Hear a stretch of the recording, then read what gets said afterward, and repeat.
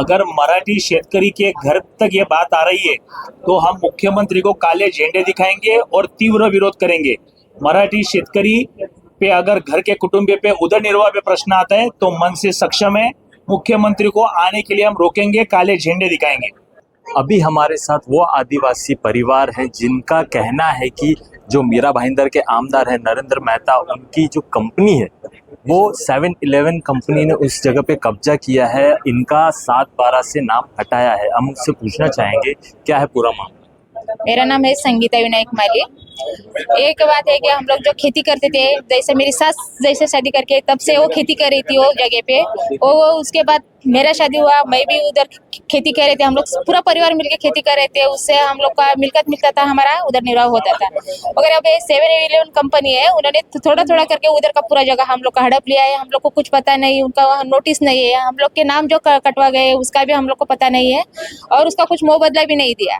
वो 7-Eleven company आमदार नरेंद्र मेहता का है, उन्होंने एक जगह लिए हम लोग का, उधर हम पुलिस स्टेशन गए, उनका आमदार होने से हम लोग का कुछ चल नहीं रहा। पुनः पुलिस स्टेशन में जब हम लोग तलाटी ऑफिस में गए तभी हम लोग को मालूम गिरा कि 7-Eleven कंपनी के नाम ये जगह हो गई।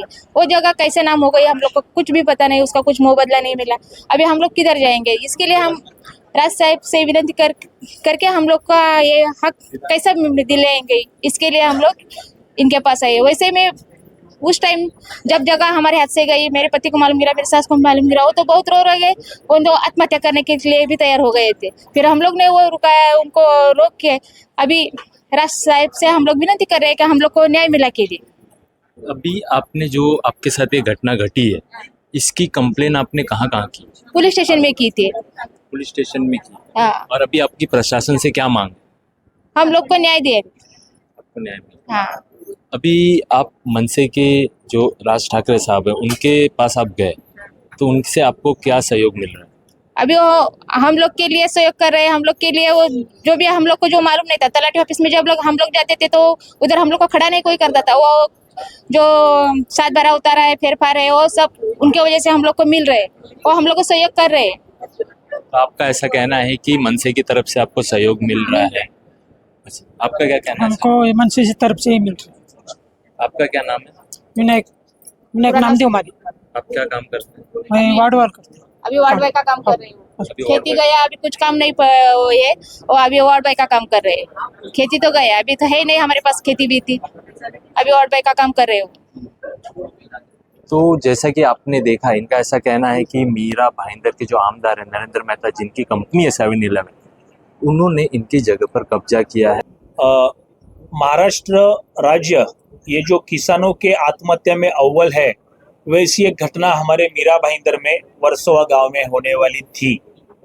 ये वर्सोवा गांव के किसान कुटुंब है जिनका नाम तलाठी ने डायरेक्ट 7/12 में से गायब कर दिया।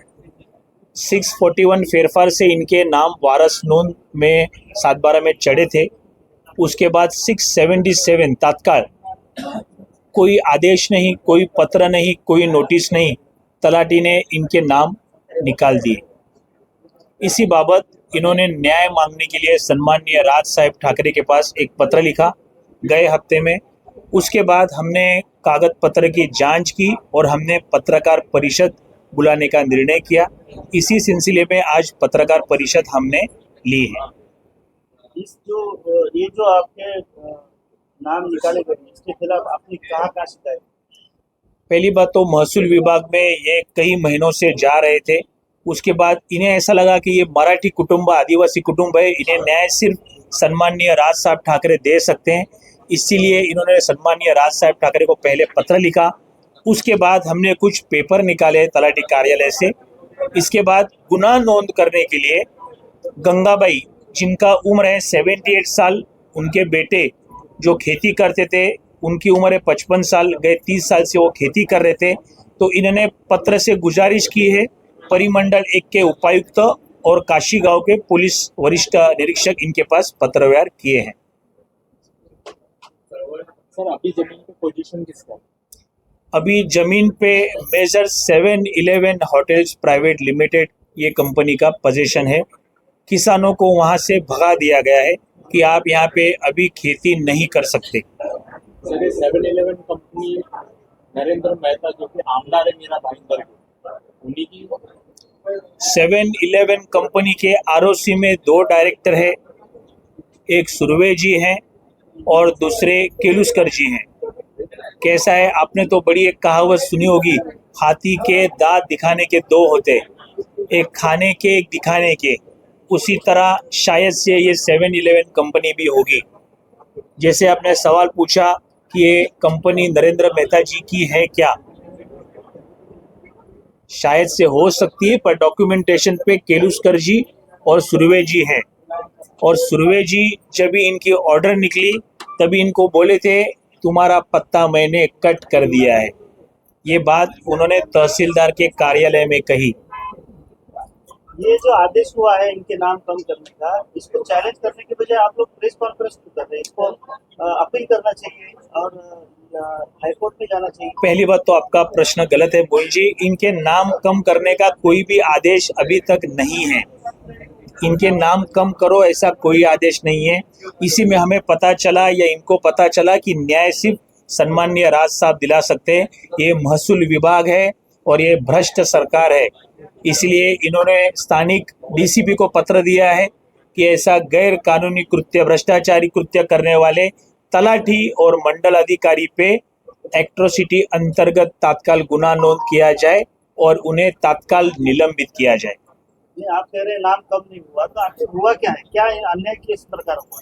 जब कोई ऑर्डर आता है नाम कम करने का, या कोई करार होता है या कोई व्यवहार होता है, ये संरक्षित कुल थे, इनको ना कोई नोटिस आया, ना पत्र आया, ना कोई इन्होंने करार किया है, ना कोई एफिडेविट की गया है, डायरेक्ट इनके नाम वहां से निकाल दिए गए। तो मैंने वही कहा, आपने मुझे सवाल गलत है, तो मैं ये कह रहा हूँ कि किसी का नाम अगर 7/12 से उतारा जाता है तो उस ऑर्डर के खिलाफ अपील की जाती है या हाईकोर्ट जाती है? इनकी शायद से न्याय प्रविष्टा और महसूल विभाग, अगर तलाटी और मंडल अधिकारी ही भ्रष्ट है तो उनके ऊपर वाले अधिकारी भ्रष्ट कैसे नहीं हो सकते?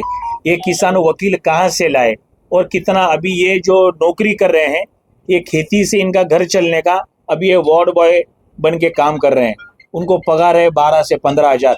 ये अगर छुट्टी मारेंगे तो इनको यहाँ से भी काम से निकाला जा सकता है।